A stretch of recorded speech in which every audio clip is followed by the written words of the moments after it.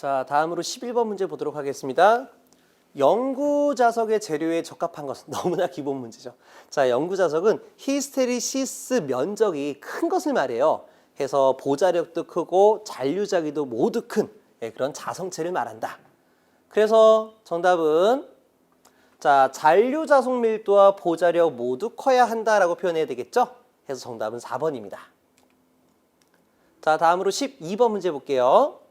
평등 전개 중에서 유전체구에 의한 전속 분포가 그림과 같다. 자, 이때 입실론 1과 입실론 2의 관계는 어떠냐? 자, 여기서 말하는 이 선들을 우리가 전속 분포다. 자, 전속선을 말합니다. 이렇게 말했어요. 그러면 전속 밀도는 입실론 곱하기 전개의 색이다라고 말할 수 있는 것만큼 전속 밀도는 뭐에 비례한다? 유전율에 비례한다 이런 얘기예요. 그래서 유전율이 큰 쪽으로 전속 밀도가 커진다라고 표현할 수가 있어요. 그렇다면 이제 우리가 이 전속 밀도를 선으로서 나타나게 되면 특정 공간 속에 선이 많이 모이면 선의 밀도가 크게 되면 그거만큼 힘이 크다라고 표현할 수가 있고 특정 공간 속에 선이 작다, 밀도가 작게 되게 되면 힘이 작다라고 표현할 수가 있습니다. 그래서 우리가 이거를 선에 대한 개념으로 말하게 되면 유전율이 큰 곳으로 전속 밀도는 커진다. 전속선은 많아진다라고 말할 수가 있을 것 같아요. 자, 그래서 보다 보니까 자, 입실론 2보다 입실론 1 쪽에 선이 많이 모였죠? 그 말은 뭡니까? 전속선이 많다라는 거는 유전율이 크다라고 말할 수가 있는 거예요. 그래서 입실론 2보다는 입실론 1이 더 클 것이다. 해서 1번이 정답이 되겠습니다.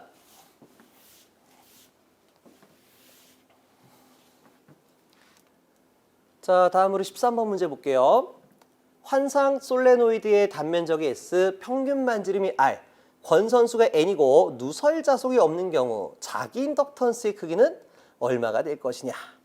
자, 우리 자기 인덕턴스 공식이 어떻게 돼요? 자, 우리가 철심이 가지고 있는 자기 인덕턴스 L은 L분의 뮤 S N자승이다. 자, 이거 항상 기억해 주라 라고 얘기했죠. 상호 인덕턴스는 어떻게 돼요? 상호 인덕턴스는 L분의 뮤 S N1, N2다. 자, 만약에 이때 자기 인덕턴스가 1차 자기 인덕턴스면 권선수 1번이 되겠고요. 2차 자기 인덕턴스가 되면 2차 권선수가 되는 겁니다. 자, 그래서 권선수 및 단면적이 비례하더라. 권선수 및 단면적이 아니죠.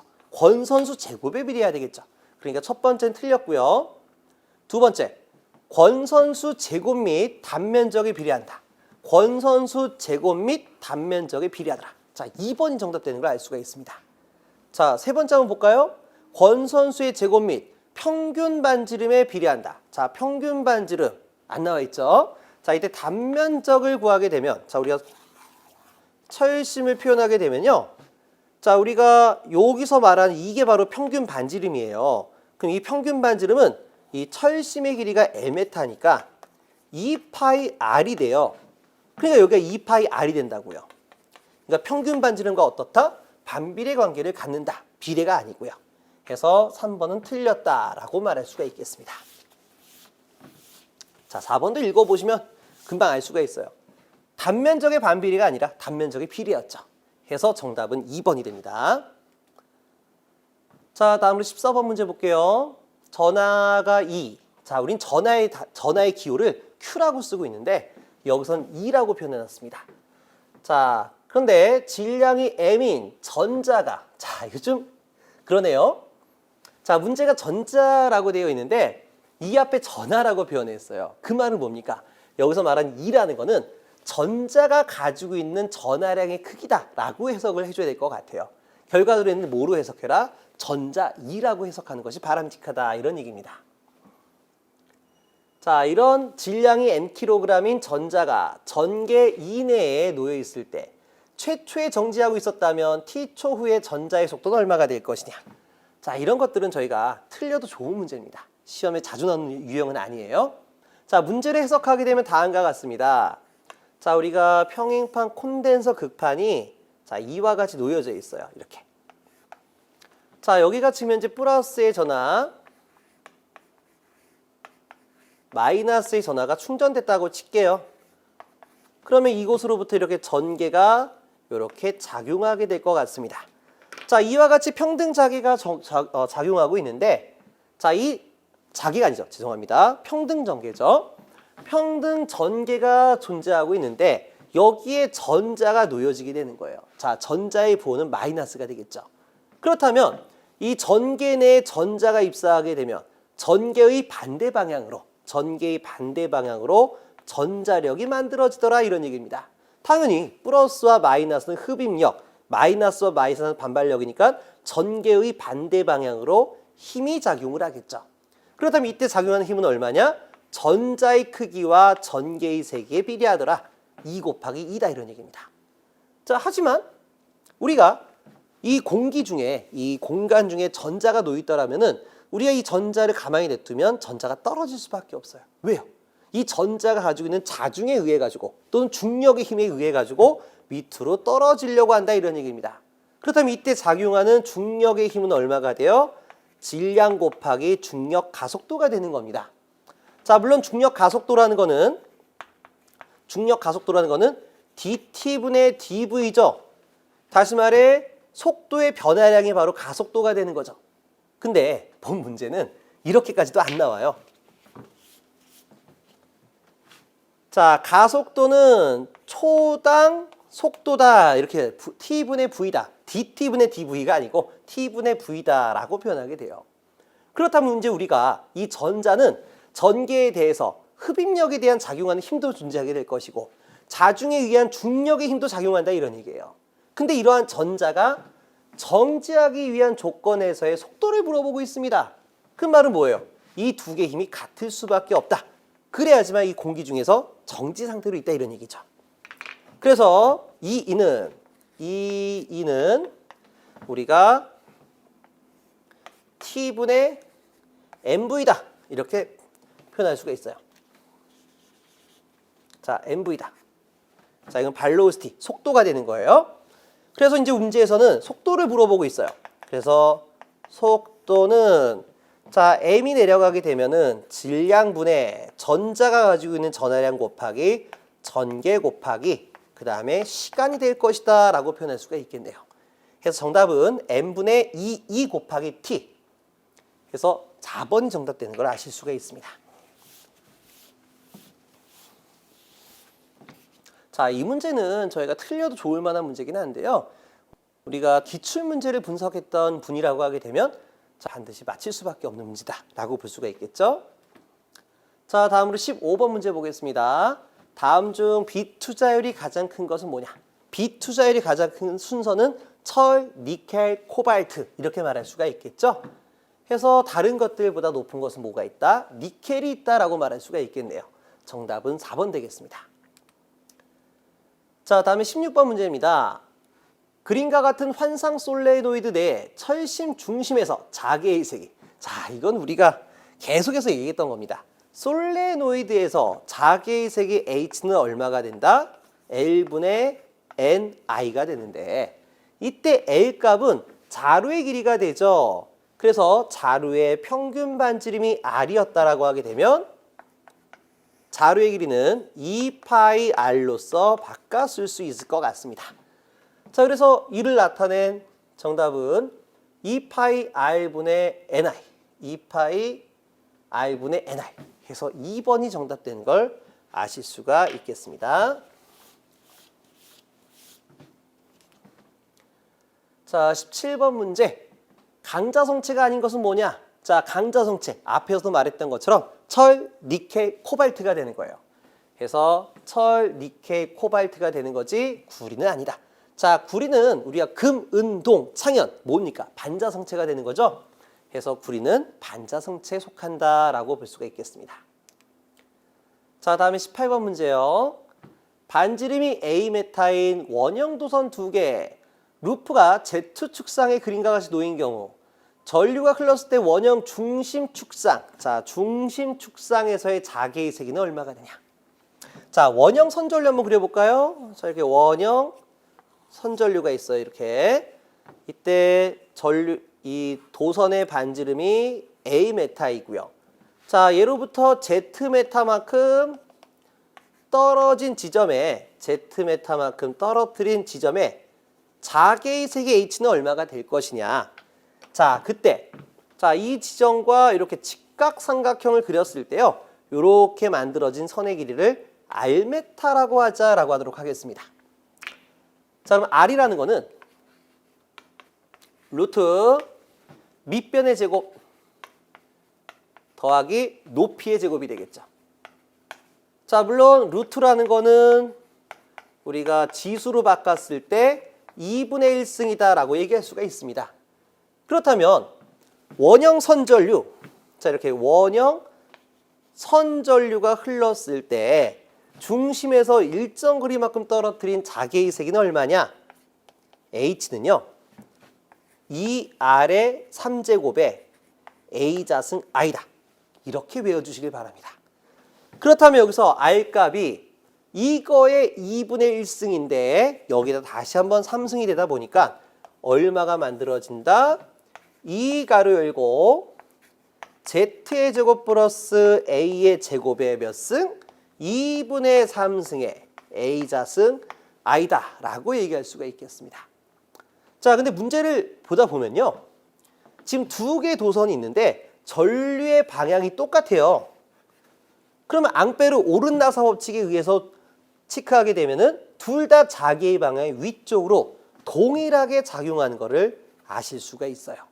자, 물론 이 사이 거리가 Z, 여기 사이 거리도 Z가 되는 거죠. 통일하다 이런 얘기입니다. 그렇다면 이러한 자기의 힘이 몇 배 작용한다? 2배 작용한다라는 것을 아실 수가 있을 거예요. 그럼 이렇게 약분되겠죠. 그럼 이로부터 발생하는 자개의 세기는 얼마가 된다? 자, Z의 제곱 플러스 A의 제곱의 2분의 3승의 A자승 I가 되는데 이때 힘에 대한 방향은 Z축으로 향하게 될 것이다. 그래서 A 파이 방향이 아니라 자, A 파이 방향은요. 이렇게 오른 나사 법칙과 같이 이렇게 회전하는 게 A 파이 방향이에요. 그럼 자기가 이렇게 도는 게 아니라 위로 올라가죠. 그러니까 AZ 방향으로 2가 지워진 2번이 정답이 된다라고 볼 수가 있겠습니다.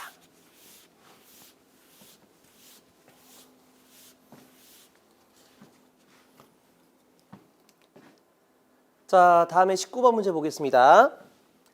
방송국 안테나의 출력이 W이고 이로부터 진공 중에서 R메타 떨어진 점의 자개의 세기의 시료치는 약 얼마가 되냐?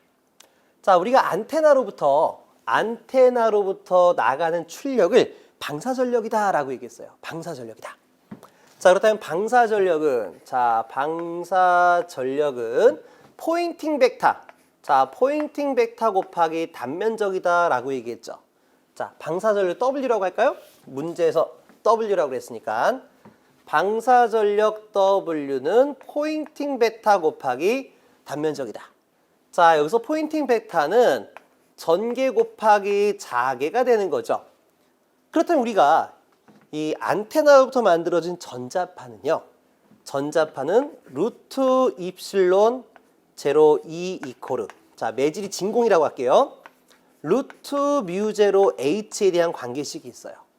그래서 H분의 2를 정리하게 되면 내려가고 하게 되면 루트 입실론 제로 뮤 제로가 나오게 되는데 이 값이 얼마가 나온다?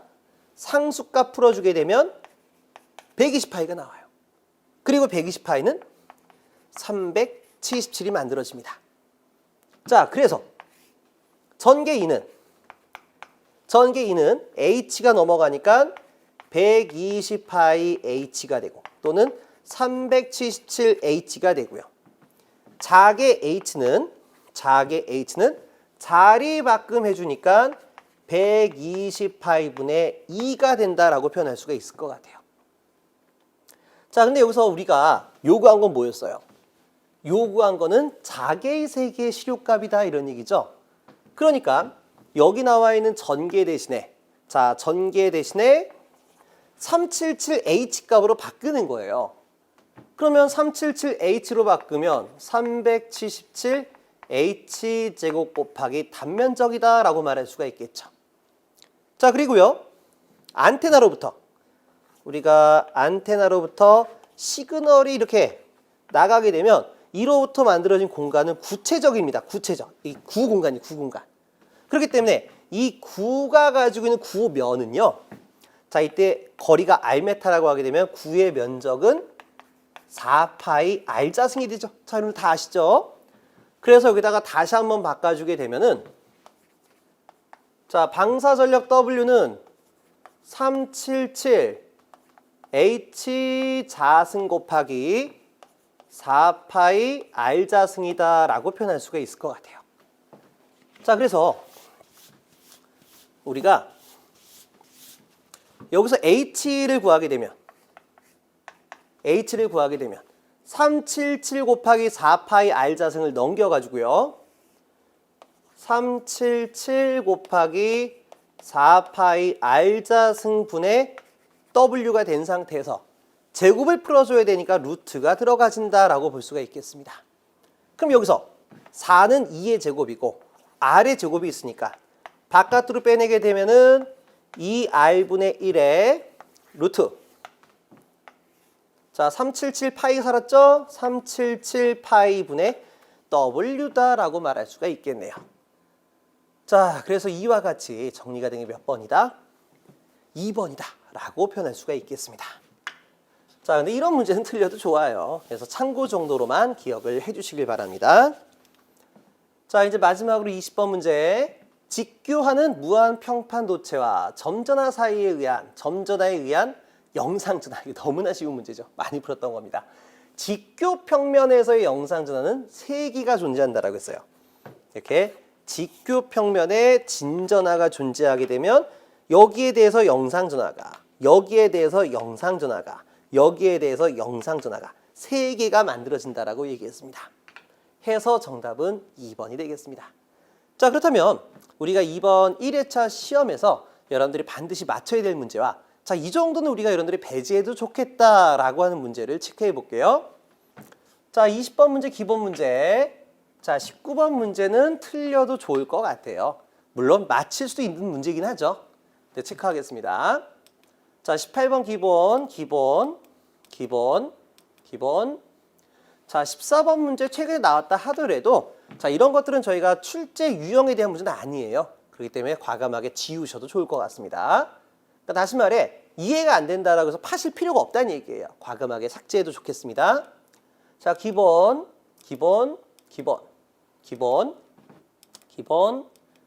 전부 다 기본이죠. 자, 5번 문제는 제가 항상 강조했죠. 2017년도 이후부터는 기본 문제다 라고 하지만 아직까지 연산이 약하신 분들이 있어요. 그래서 그런 분들을 위해서 우선 배제를 하겠습니다. 기본 문제. 자, 그래서 제가 생각할 때는요. 이번 1회차 시험 제1과목은 세 문제를 제외하고는 여러분 틀리시면 안 되는 거예요. 그래서 만약에 여러분들이 자가 평가를 내서 우리가 이번 시험이 아니라 이번 1회차 시험이 아니라 우리가 이제 자가 평가를 하기 위해서 모의고사를 보셨다라는 분들 중에 이 문제를 제외하고 추가로 틀리셨다라는 분들은 반드시 그 부분을 공부를 하고 시험을 보시길 바라겠습니다. 자, 그러면 이번 시간은 여기까지 진행하도록 하겠습니다. 수고 많으셨습니다.